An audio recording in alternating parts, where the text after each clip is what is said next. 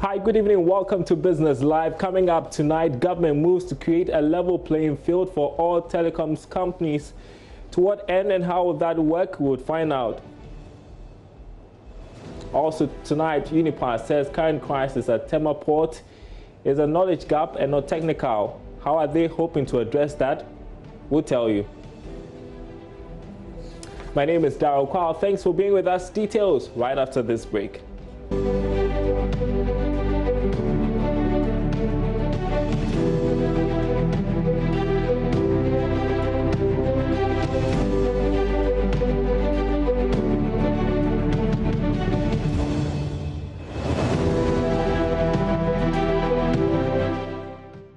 Tonight, a 50 million cedi presidential business support has been earmarked for 5,000 entrepreneurs nationwide. Minister for Business Development today launched phase 3 of the presidential business support program, where he stated that applications will be open for 26,000 businesses. There's more in this report. The third phase of the Presidential Business Support Program is to build capacity of small businesses across Ghana. Minister for Business Development Mohammed Awal explains this initiative is to create an excess of 50,000 jobs. Of their nature, startups are small businesses that have less than 5 workers, they're less than 5 years old, and they are not strong enough to build capital. They therefore need capacity. The President therefore directed that should train 26,000 of them across the country, build their capacity, fund them so that they can create jobs. And with the 1 and 2 of Presidential Business Support Program, we trained 19,000 startups and young entrepreneurs. That helped us to create over 90,000 jobs in the last 3 years. Under Window 3, we are training 26,000, building their capacity, and funding 5,000 of them with loans, very marginal interest, so that they can build their capacity and then improve business and create jobs for young people around the country. We engaged the CEO of the National Entrepreneurship and Innovation Program, John Kuma, on the jobs created so far. We track the jobs based on the report and feedback we receive. What we have done with all our beneficiaries is that we keep mentoring arrangement for the next 3 years after our training. So we keep receiving feedback from them through an M&E department who goes to them. So if before the training you have 3 workers, and after the training and funding you have 15 workers, it's an evidence to us about the number of jobs that have been created.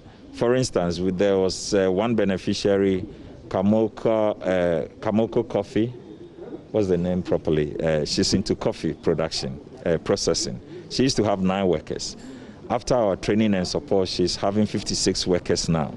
So it tells us that if one beneficiary, we even do that on average of 3 workers increment, but some is able to do more than 20, 30 based on maybe one equipment they were able to acquire as a result of the process, or huge market access that they obtain as a result of the capacity building. So that's how we are able to know how much jobs we have created.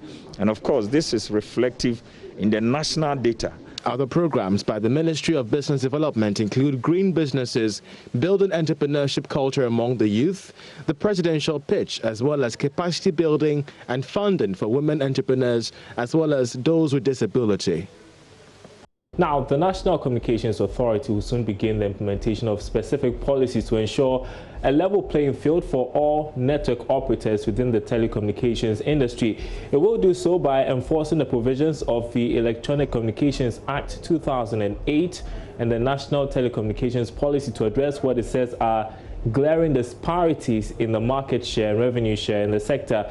The policy directive is motivated by evidence of a growing market imbalance and creation of a near monopoly in the telecom sector. Well, let's get some perspective to this story. Joining me via Zoom is Fuad Chalabi, who is a Telecoms Analyst. Great to have you on Business Live tonight, Fuad. What do you make of this move by NCA to check the growing market imbalance and creation of monopoly in the telecom space? Thank you for having me. But this market structure, the new market structure, is based on the open market, because there is so many operators and there was no monopoly. So based on the competition, this is how the market structure, or we can say that the market has led MTN to be the leader for so many reasons. We can, yes. No, go ahead. Yeah, what I'm saying is that this is due to the investment done by MTN and so many value-added services that is presenting and the quality of service that is done by them. So it is when you have so many operators in the market, and even in a previous period there was a complaint is that the number of operators is too many. There has been a merger between Airtel and Tigo. Vodafone is in the market. And all players who are in the market are international players. But it's about taking opportunity. The 4G license, for example, has been in the market for a while. But it was MTN who grabbed the opportunity and started the 4G. And definitely this has led to an increase in the market share. In addition to the mobile money, they were the leading party in the mobile money. So as well, this is added to their market share. So they were doing something wrong, right. They weren't doing something wrong. So if you are doing the right thing, you should be rather compensated, and you're investing, you should rather be compensated. Right, and so that leads me to the next question as to why the NCA or government would want to sort of, in their words, check this imbalance in the system. According to the article that I was reading, it seems that the law has been there since 2008, and we are now 2020. And since 2008, and I think from 2010, MTN has always been the leader in the market, in a sense that they always had almost 50% of market share. So the 70% that everybody is talking about now, which make them so dominant, it didn't happen overnight. It was as well through a process, and I think there is always, every year and every quarter, there is a report that check this. But I think is as well the non-performance.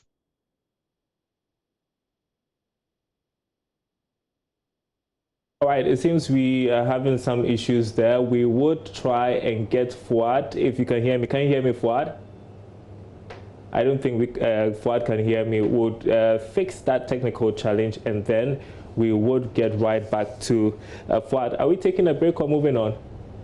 All right, so as we've been talking, MTN Ghana, which has the biggest market share, of course, has been responding to the issues I was discussing with Fuad. It says that it has not received formal notification about the latest move by the NCA to ensure a level playing field for telcos. It says it is waiting for that notification to assess it. So let's pull up the slides. Okay, you can see the slides right in front of you. So that statement says, CANCOM MTN Ghana has noted media reports concerning a decision by the National Communications Authority to implement specific policies to ensure a level playing field for all network operators within the telecoms industry. It goes on to say that MTN respects the NCA's purview to regulate the telecommunications sector in Ghana based on legislation and best practices. However, MTN Ghana has not yet received the formal notification from the regulator and awaits this to assess the details. Until then, MTN Ghana will refrain from making any more statements or comments on this matter. So that's MTN, the market leader's reaction to that move by the NCA and government to sort of get a level playing field for the telecom sector. We'll try and get Fuad back on the Zoom connection so we can continue this conversation. But in the meantime, we take you to the ports. Managers of the new port management system say they are holding training sessions for freight forwarders at the Tema port. A week since the rollout of the new system, the freight forwarders are still encountering difficulties clearing goods, blaming it on technical challenges. But technical advisors to Unipar's Ghana Link network services say the issue has to do with a knowledge gap. Aboagye-Wiafe is PR manager. People had knowledge gap, and when I talk of knowledge gap, some agents could not, navigate on the site. Some agents could not put in the right data as was expected of them in terms of, filling the documentations for their bill of entries, that is the BOEs. And so what we are doing from today, as I speak to you, is to do a refresher course for all of them. And so today, tomorrow, and Wednesday at the GIFT building, there's a refresher course for all those, who have challenges in, doing what they have to do as far as the ICOMS is concerned.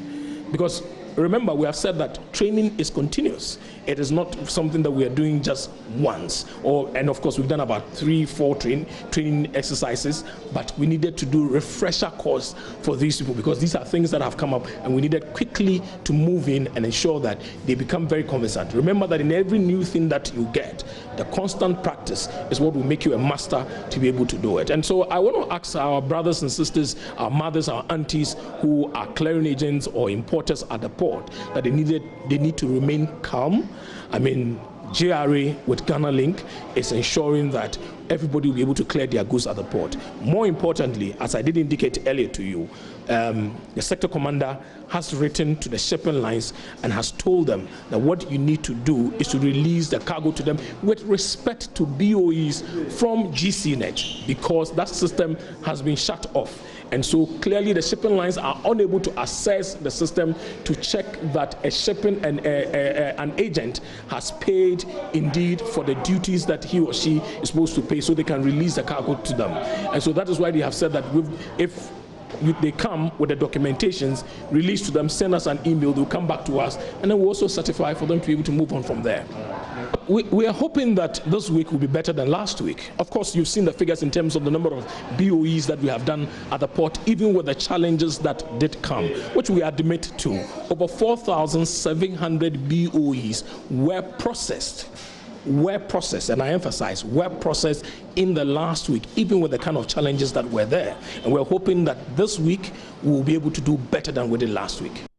All right, the Ghana National Chamber of Commerce and Industry President Nana Aboagye-Wiafe the first has directed businesses to make all the hard decisions to stay afloat, even if it means firing workers.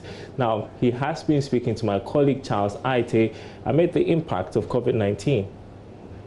Already, government has injected a 1 million cedi stimulus package for SMEs to stay afloat in these times.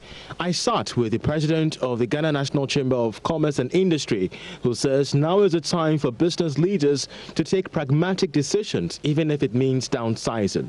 Business leaders and businesses as a whole, executive have to take very, very concise and pragmatic decisions at this particular time. We must look at lean and mean policies that have to be put in place.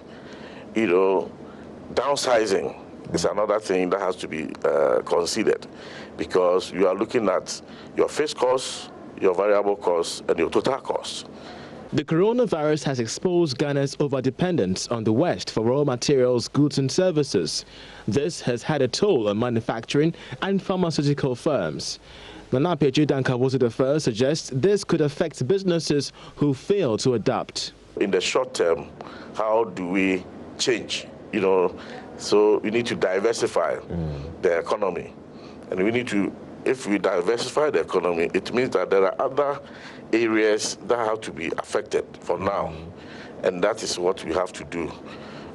If you look at ICT, for example, for now, it is the order of the day. Even though the pace that we are going was slow, but now it has become, an innovative way of reaching our customers and our business links so that we can get the best for ourselves. Businesses operating in 9 selected sectors of the economy are the ones to benefit from the 600 million cedi stimulus package meant to cushion micro, small and medium enterprises from the negative impacts of COVID-19. The beneficiary sectors are healthcare and pharmaceutical, manufacturing, agri and agribusiness, water and sanitation, tourism and hospitality, education, textiles, among others. All right, you're watching Business Live. We want to go back to our conversation with Fuad Chilabi, who is a telecoms analyst, on the move by the NCA and government to get a level playing field for telecoms companies. Joining us via phone this time again. Fuad, thank you for your time. And so you were making a point. I was asking you about why the government would want to do so at this time. So first, I think the time is is very inappropriate, especially with the global economy and definitely what's happening with the COVID-19 and its impact on the market. Today, what we need to focus on to make sure that MTN will not take the country as a hostage. In a sense, if I have a market share, but this market share has been created not through monopoly. It has been created through competition. So if I was the first to invest, if I was the first to acquire 4G, if I was the first to introduce, that means I've done my part. And this is why I gained the trust of the market and the public in order to subscribe to my service. So I don't see anything wrong with this. So MTN didn't, and I'm not here as a lawyer for MTN or I'm trying to defend, but I'm saying this because this might impact other industry. So if an industry is doing well, we should see how we can protect ourselves and make sure that it is giving us the right service. For example, we all remember that there is an issue that took place with MTN 2 months or 3 months ago when they had a problem with their undersea cables. I think this is something that should be addressed in a sense, is that like what assurance MTN can give that they have the necessary redundancy in case something like this happens. Because now the situation is that 60, 70, 80% of the country depend on MTN for its communication. So it's a big responsibility. This is, I think, where the NCA or the ministry should make sure is that nothing happens. But from what I understand is that, like, no, now you should, in a way, slow down so the other can, follow you or, like, catch up with you, which is, I don't see where is it coming from. Because, yes, you should be from the beginning. The law has been there from 2008. So when MTN were coming close to certain things, you could have maybe advised me not to go further. Is that like, okay, we are in a way, we are telling you, but to my knowledge, this is a free market. This is why everybody is interested, and this is why people want to invest in Ghana, because of the environment. The environment is not healthy and appropriate for investors. Why should I come to Ghana to invest? And MTN has been there, and other big player is there. So if, for example, Vodafone decide I don't want to invest in Ghana, so the others should not invest and should wait for me, is another question. So for me, I put it in a different way. But yes, and at the same way, what MTN is doing is the behavior of MTN in some cases is that because I am dominant, I should dictate certain things, especially on third parties. So if I want to do business with MTN, now the behavior of MTN, because I am the dominant, you should adhere to my rules, whatever is the cause, because I am the biggest operator. And definitely everybody wants to work with the biggest operator. And we can give one example how all the banking and financial sectors fall under the feet of MTN in order to run the mobile money, which is in fact, if we are in a normal situation, it should be the other way around, because the bank, they didn't deliver the right product. MTN came with the mobile money and it happened. So yes, definitely there should be certain things, but in a way it should impact the consumer. It should impact the small and medium company, business. Because now, yes, one of the things that is hard to do is maybe to do business with MTN because of their behavior, because we are the dominant. All right. I can give one small example, like value-added service company. Now, MTN, if they tell you I can do revenue share 80-20, you should say yes, where it used to be 50-50 or 60-40 to the content provider.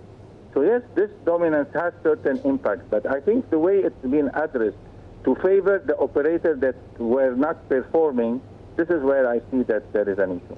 Thank you so much, Fuad Chalabi, for your thoughts this evening. We are so grateful. We'll see how things play out if this goes ahead, if government enforces this new legislation. Now, the chairman of the Greater Accra region of second-hand car importers and CEO of Irata Motors, Aboagye-Wiafe, says government's plan to use tax rebates to woo car assembling companies to establish in the country is detrimental to dealers in that business. Now, speaking to Joy Business, he was of the view that a better approach should be used instead of allowing giant companies to come in for free. Despite endorsing the ban on importation of salvage and overage cars 10 years and above, the Association of Second-Hand Car Importers have registered their displeasure over 5-year tax rebates for automobile giants assembling plants. If I'm an assembler, I can come here, assemble just 2-3 cars, and bring all the cars that I've assembled somewhere that I don't have market for it, and come and sell them here.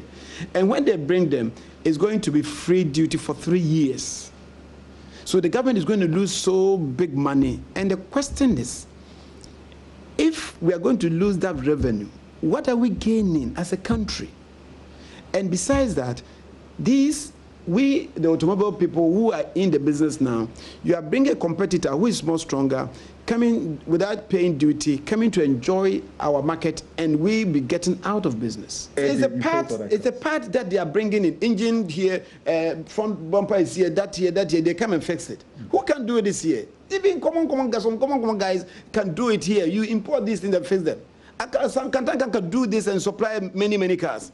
I myself, if I get the opportunity, I can just import this thing and fix. It's a common thing that anybody can do it.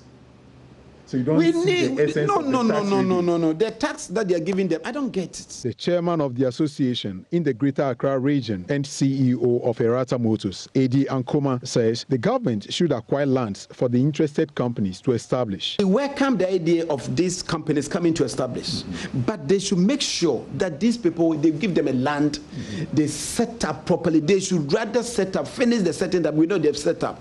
We don't need to rush. They don't even have land. Have you seen that? Have you media people gone to see that the Toyota, this is the land for them to manufacture car, VW, this is the land for them? There's no land. Nobody has built any machine, any factory. Have you seen? Let's be realistic and tell Ghanaians that this is a factory we've seen that they are producing car here. It's not. It's not camouflage. He further stated that they will engage governments over taxes imposed on the imports of cars, describing it as astronomical. Yes. So let me get this clear.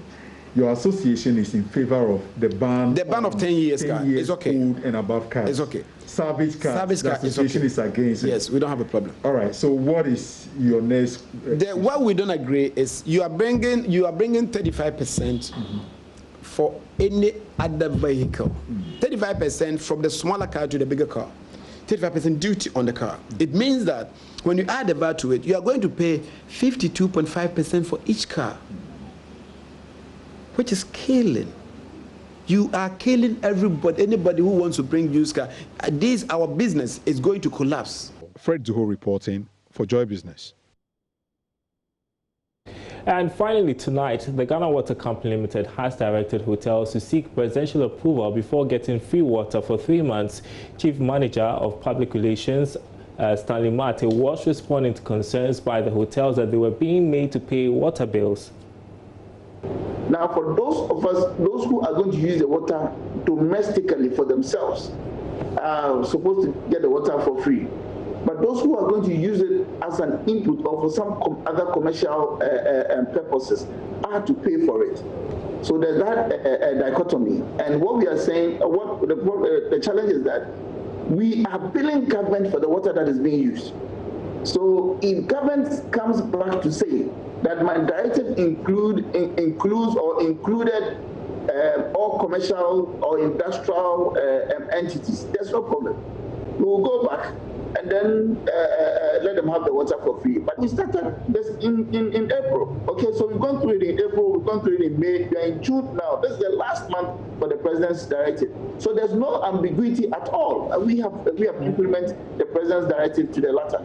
For us, we take directives directly from our ministry, the ministry from the presidency. So if there's anything, it's on paper. If there's anything that could be clarified. But for now, we are implementing, to the best of our knowledge, we are implementing the President's directive to the letter. Yes, where should they address their concerns, would you suggest?